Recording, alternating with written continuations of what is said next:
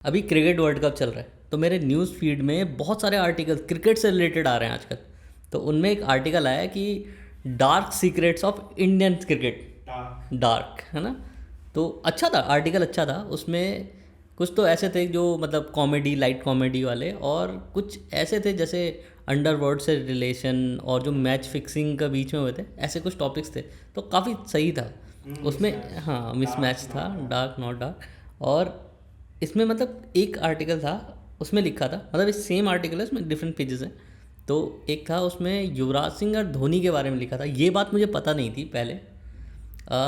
देखो उनके बीच में बहुत राइवलरी है ना। पर मतलब वो तो ज़्यादा, हाँ कैमरा के लिए, मतलब वो तो नहीं मतलब नहीं, वहाँ पे सेल। नहीं। राइवलरी मेन जो है वो है, मतलब बनाई हुई है।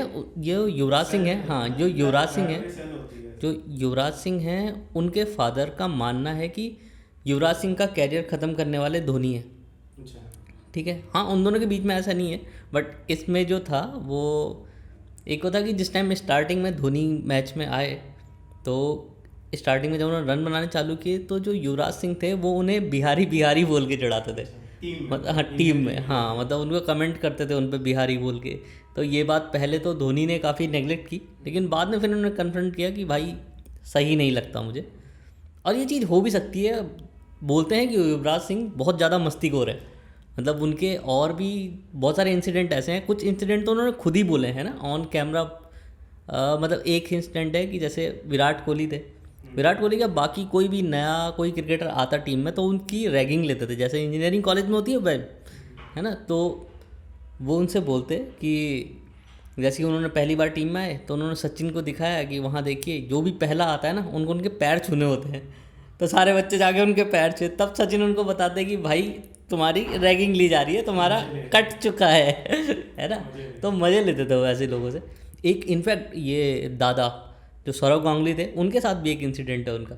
उसमें ये भी उन्होंने खुद ही बताया है ना। कपिल शर्मा में भी आई गेस उन्होंने, किसी ने बताया था, किसी क्रिकेटर ने, कि उन्होंने क्या किया, एक न्यूज़ आर्टिकल पूरा न्यूज़पेपर पे छपवाया अलग से, और उनके रूम में भेज दिया सौरव गांगुली के। Fake news. हाँ, फेक न्यूज़पेपर, और उसमें लिख दिया कि सौरव गांगुली टीम के बाकी मेंबर्स के लिए उल्टा सुल्टा बोल रहे हैं ऐसे। और पहले तो न्यूज़पेपर फेंक दिया, फिर जाके लड़ने लग गए कि दादा आपने ऐसा कैसे कर दिया तो कुछ घंटे तक उनको ऐसे ही परेशान रखा। तो मतलब उनके बीच में आपस में ऐसा चलता ही रहता है। और ऐसा नहीं है कि इन्होंने ही किया, सौरव गांगुली ने भी किया एक बार। उन्होंने क्या किया, स्टार्टिंग में जब ये नए आए थे, मतलब वहाँ शायद जो न्यू कमर्स होते हैं ना उनकी रैगिंग चलती है। तो युवराज सिंह को उन्होंने बोला कि मैच है भाई, मैच से ओपनिंग तूने करनी है। अब वो मिडिल ऑर्डर के बैट्समैन थे, तो उनको बोला कि भाई तूने कल ओपनिंग करनी है। वहाँ पे हर गेम में प्रेशर अलग होता है खिलाड़ियों को कि परफॉर्म नहीं किया तो अगले मैच में क्या होगा। न्यू कमर को तो ज़्यादा होता है, क्योंकि उसने, हाँ, उसने खुद को अभी प्रूव नहीं किया है। शुरू के कुछ मैचेस में आप अगर परफॉर्म नहीं करोगे तो आपको आगे मिलेगी नहीं मिलेगी। तो उनको बोल दिया कि भाई तूने तो जाके ओपनिंग करनी है। तो वो बंदा पूरा टेंस, फिर लास्ट में बताया उन्होंने कि भाई तूने ओपनिंग नहीं करनी है ना। मस्ती। मस्ती करते हैं तो सारे ही ऐसे। फिर एक इंसिडेंट था उसमें, ये भी सौरव गांगुली से रिलेटेड था। एक टाइम था जिस टाइम ये ग्रेग चैपल इंडिया के कोच हुआ करते थे।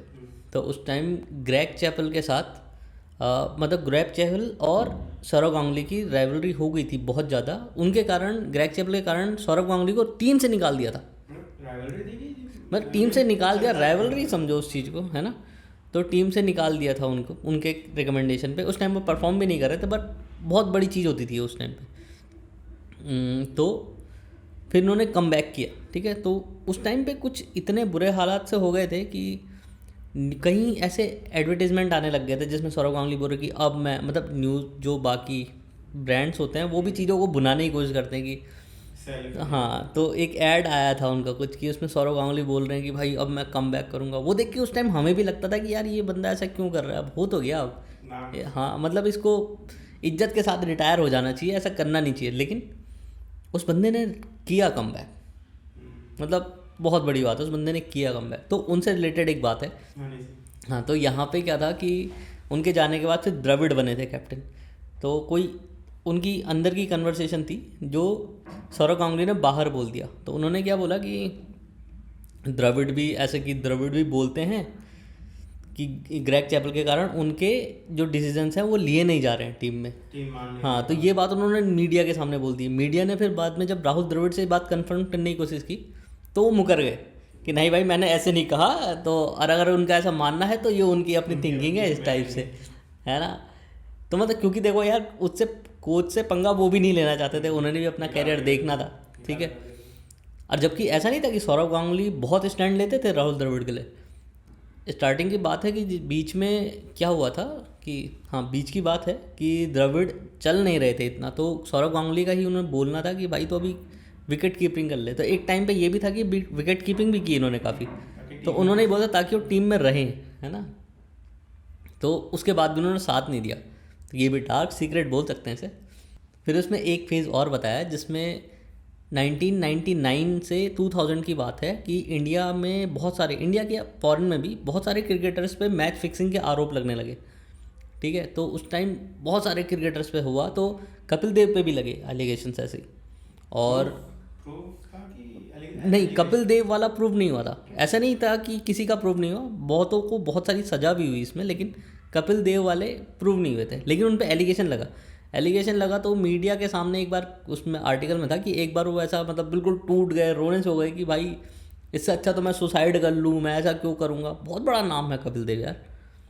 तो और जिन्होंने उन पे आरोप लगाए थे, जहाँ से मतलब उन पे आरोप लगने स्टार्ट हुए थे, एक क्रिकेटर थे मनोज प्रभाकर, उन्होंने वहाँ से उन पे एलिगेशन लगने चालू हुए थे कपिल देव पे, उनके थ्रू। और बाद में मनोज प्रभाकर वो खुद ही फंस गए थे मैच फिक्सिंग पे, फिर उन पे बैन लग गया। और यार ये विडंबना देखो ना, मतलब मनोज प्रभाकर ने कांग्रेस से इलेक्शन लड़ा है भाई दिल्ली में, तो यार जिस आदमी पे प्रूव हुए हैं एलिगेशंस वो इलेक्शन लड़ रहा है, नेता बन जाएगा हमारा, कैसा है। पर ठीक है, जनता ने चुना नहीं उन्हें। फिर बहुत सारे खिलाड़ी ऐसे थे उस टाइम जिनका कैरियर ही बर्बाद हो गया मैच फिक्सिंग के कारण, जैसे एक अजय जडेजा थे, काफ़ी अच्छा नाम था उनका, तो उनका भी क्रिकेट 5 साल का बैन लगा था उन पर। अभी हाल फिलहाल में वो अफगानिस्तान टीम के मेंटोर हैं, और अभी जब पाकिस्तान से अफगानिस्तान जीती ना, उस टाइम पे वो न्यूज़ में भी काफ़ी रहे, है ना। उनकी पिक्चर्स काफ़ी आई उस टाइम मीडिया में। तो उन्होंने ना, हाँ उनकी एक मूवी भी है, सही पकड़ा, उनकी एक मूवी भी है, मूवी का नाम आई गेस खेल है, उसमें उन्होंने एक्टिंग की है, और भाई साहब क्या गंदी एक्टिंग की है मतलब यार तुम बोलोगे भाई तू क्रिकेट ही खेल लेता ये क्या था, बट ठीक है जो भी।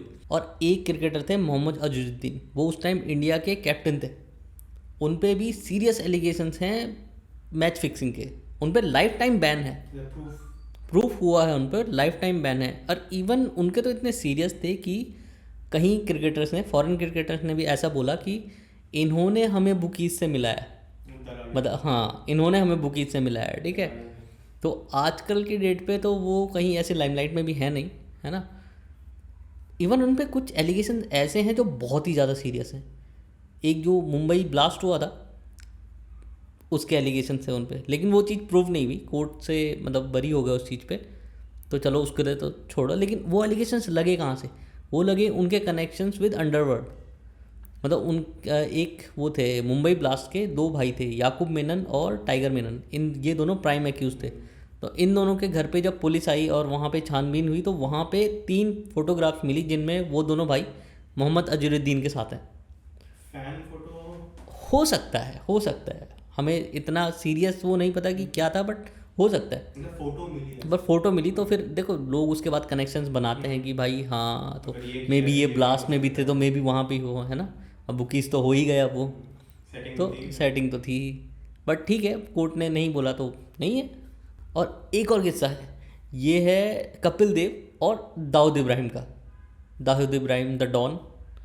तो सेटिंग तो इसमें क्या था कि एक मैच था इंडिया पाकिस्तान का, तो दाऊद इब्राहिम आता है इंडियन ड्रेसिंग रूम में और कपिल देव को बोलता है कि भाई ये मैच इंडिया की तरफ से जीतना है, मुझे रिवॉर्ड देने के इस टाइप से, तो हाँ इनाम दो। तो कपिल देव उसको भगा देते हैं कि भाई नहीं, है ना, डॉन को भगा दिया, ठीक है।